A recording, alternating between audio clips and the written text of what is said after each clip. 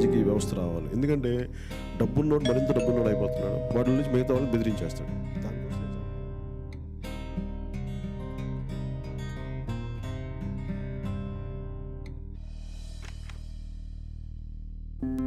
బాగున్నారా వదినా? బాగున్నా వదినా,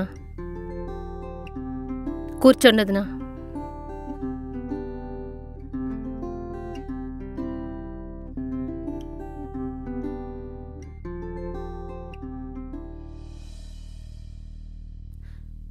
వదినా, ఇంకా మీ అబ్బాయిని హాస్పిటల్ నుంచి తీసుకురాలేదా? లేదు వదినా, ఇంకా 4 రోజుల వరకు హాస్పిటల్లోనే ఉంచమన్నారు. అదేంటి వదినా, ఎంతో బాగా చదువుకునేవాడు, అందరితో కలుపుకోరుతనంగా ఉండేవాడు కదా, ఈ వ్యసనాలకు ఎలా అలవాటు పడ్డాడు అసలా?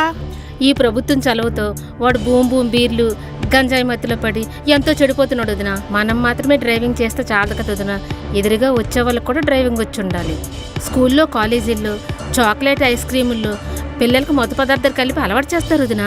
అందుకే అన్నారమ్మా, పడిపోతున్న ఇళ్లు కొనుక్కోకూడదు, పనికిరాని ప్రభుత్వాన్ని ఎన్నుకోకూడదని. అంత వెటకారం ఎందుకులే వదినా, ఏదో తండ్రి లేని బిడ్డ కదా అని గెలిపించాం. ఇప్పుడేమో తల్లికి బిడ్డలు లేకుండా చేస్తారని ఎవరైనా అనుకుంటారేంటి? బుద్ధున్నంత వరకు ఓటేస్తామా, గెలిపిస్తామా? ఆ రోజుల గురించే ఎదురు చూస్తున్నాం వదినా, ఎంత తొందరగా అతన్ని సాగరింపుదామా అని. మన గురించే ఆలోచిస్తూ తన సంపాదన అంతా దాన ధర్మాలకు వాడే మంచి వ్యక్తిని మనం గెలిపించుకుందాం వదినా. గాజు గ్లాసుకే ఓటు వెయ్యండి. జై జనసేన, జై జై జనసేన.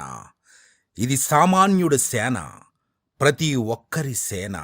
ఇది మన సేన, ఇది జనసేన.